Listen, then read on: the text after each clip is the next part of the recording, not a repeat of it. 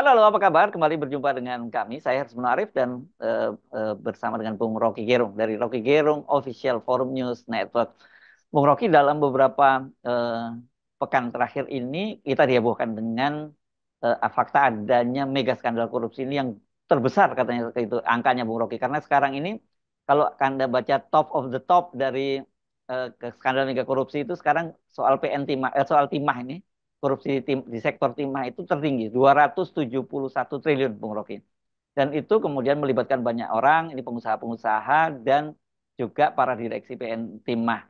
Tapi yang banyak sekali disoroti oleh publik itu ada dua orang seleb gitu ya. Yang satu itu Helena Lim yang disebut Crazy Rich dari Pantai Indah Kapuk yang suka flexing-flexing gitu harta kekayaannya. Satu lagi adalah Harvey Muiz, ini suami dari Sandra Dewi. Ini bintang film ini yang cukup terkenal Bung Rocky. Ya ini agak kompleks memang untuk melihat mana isu yang paling seksi diintai oleh publik.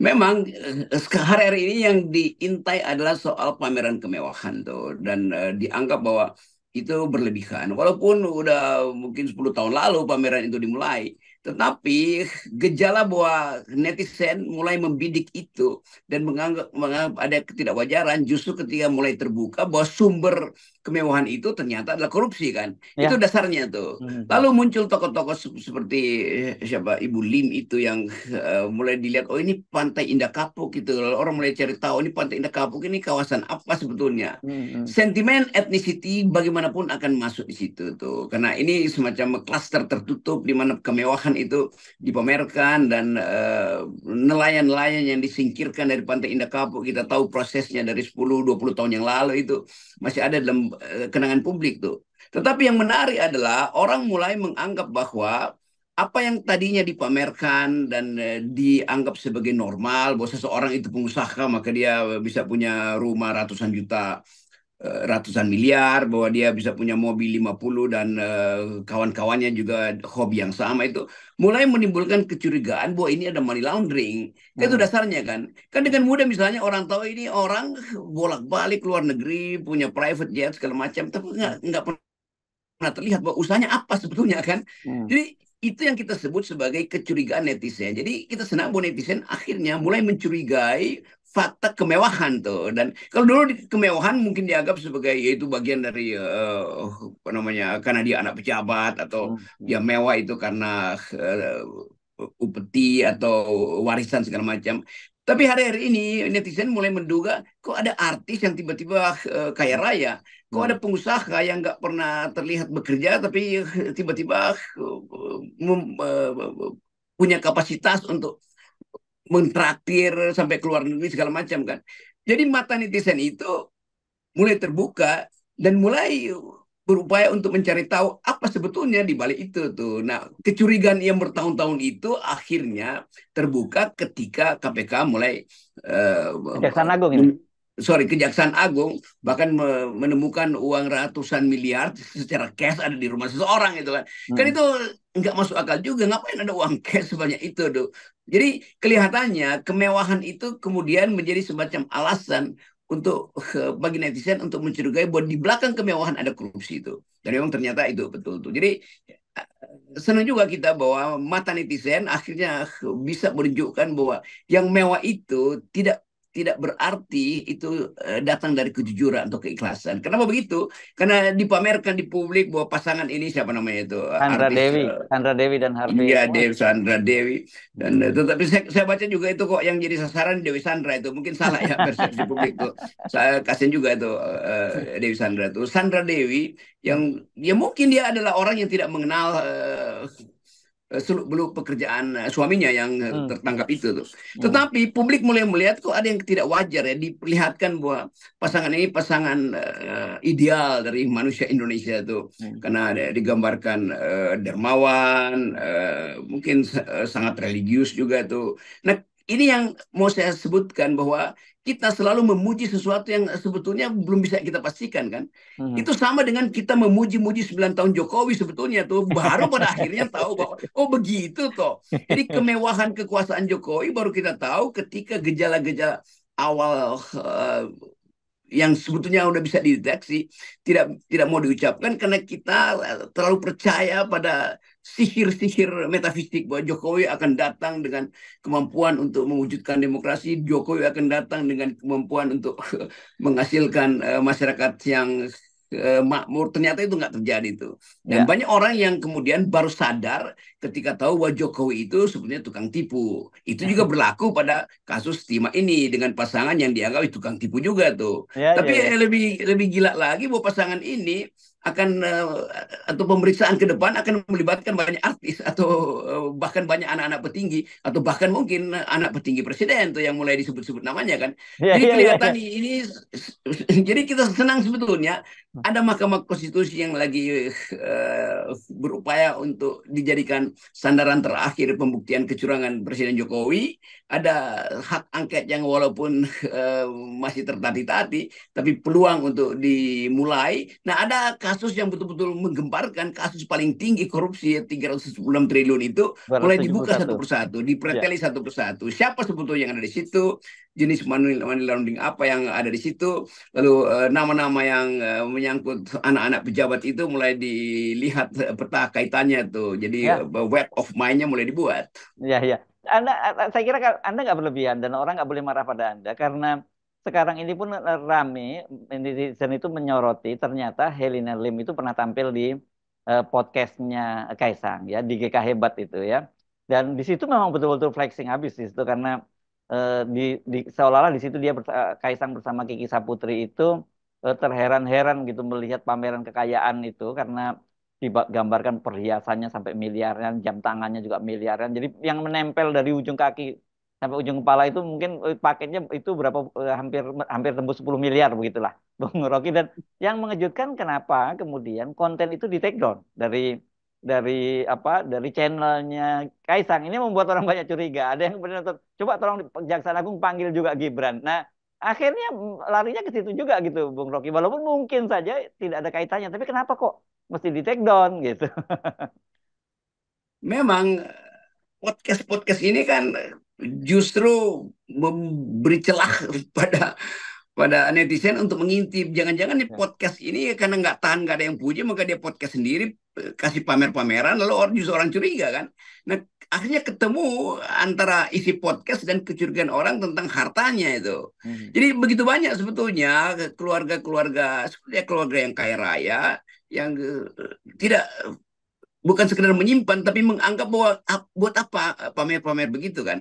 Ini kan semacam sensasi orang yang apa namanya itu eh, eh, mau memamerkan sesuatu yang mungkin dia tidak dapat pujian tuh. Hmm. Juga kita mulai melihat bagaimana banyak podcast yang tiba-tiba menjadi kaya raya dan kita nggak tahu dari mana sumbernya itu. Hmm. Tiba-tiba dipamerkan si ini mengambil alih podcast yang sana berupaya untuk cari investor tuh. Jadi kita lihat bahwa jangan-jangan podcast-podcast ini sebetulnya tempat cuci uang kan Hmm. itu kecurigaan yang mesti kita pastikan tuh karena ada yang tidak wajar tuh perkembangan para podcaster ini seolah-olah menghasilkan uang miliaran-miliaran atau Hmm. triliunan itu dari mana datangnya tuh kan. Nah, ini sebetulnya juga yang mestinya diawasi oleh sistem keuangan kita atau sistem pajak kita kan dengan mudah dikenal itu. Tetapi sering juga pelaku-pelaku di wilayah sosial media itu dibentengi oleh kekuasaan itu soalnya tuh.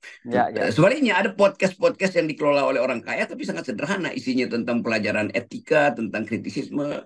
Berapa waktu yang lalu saya diwawancara oleh Grace Takhir yang Hmm. uh, orang tahu dia adalah anaknya uh, Pak Pemilik Tahir siapa Mayapada ya, namanya? Mayapada Group ya.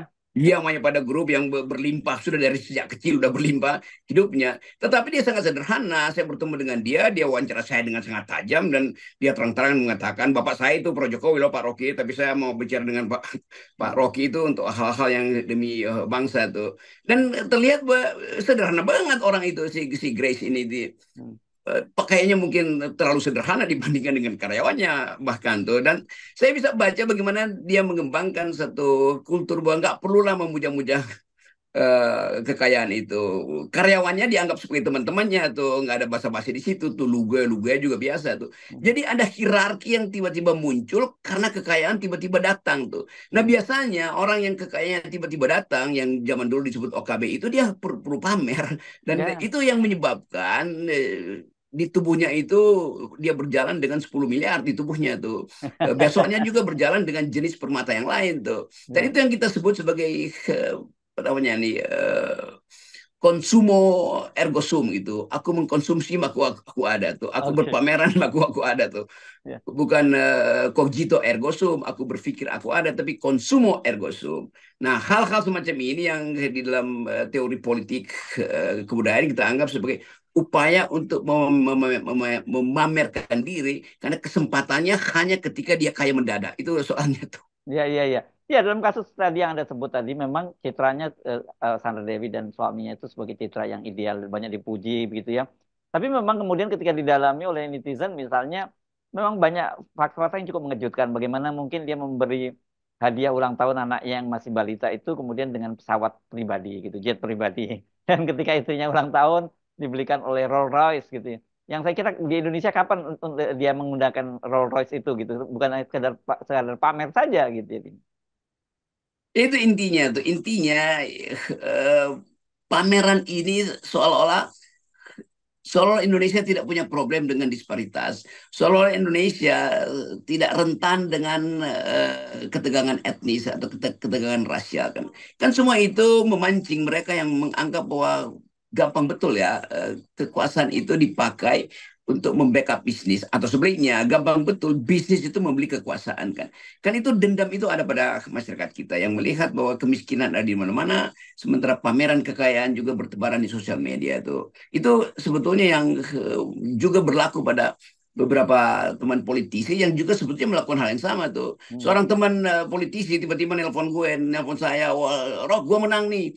Kenapa lu menang? Karena gue mengeluarkan 3 miliar untuk di sebuah dapil itu. Lalu saya tanya, jadi Anda akan mewakili dapil Anda? Betul, gue akan mewakili dapil gue dan gue akan berupaya mensejahterakan mereka. Lalu saya tanya, Anda menang karena keluarin 3 miliar, itu artinya Anda mewakili 3 miliar Anda. Jadi lu wakil dari amplop lu sendiri, bukan wakil dari rakyat. Kan itu sebetulnya all semacam itu baru dia sadar, oh iya juga ya. Jadi apa kebanggaanmu kalau kau keluar uang dan kau anggap kau mewakili rakyat, padahal kau beli suara rakyat itu. Jadi kau mewakili uangmu sendiri, itu dungu namanya.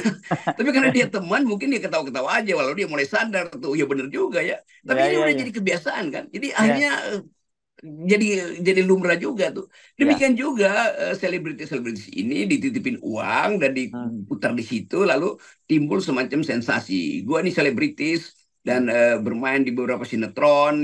Iya, tapi punya uang sebanyak itu, di sinetron mana yang bayarnya di Hmm. situ kan? Ya, ya, ya, Tetapi ya. dia tergoda untuk masuk di dalam yang disebut sebagai jet set society kan. Hmm. Padahal jet set society artinya orang yang punya pesawat jet sehingga bisa bolak-balik antar negara, bukan nebeng Hmm. pada private jet orang lain.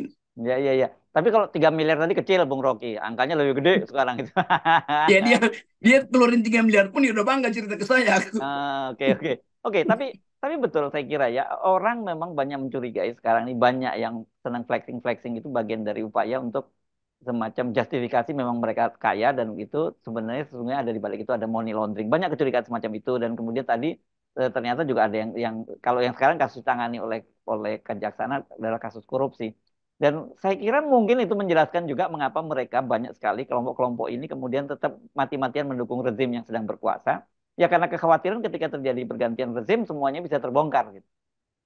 Ya itu gejala itu akan berlangsung, dan saya kira apapun hasil pemilu nanti, soal ini direkam secara lengkap oleh publik dan akan ditagih pada pemerintah berikutnya. Ini dibongkar. Sebab jangan-jangan juga pemerintah berikutnya ada bagian dari money laundering kan. Jadi Ya. kecurigaan itu udah mendasar tuh, dan juga dihitung oleh publik internasional tuh.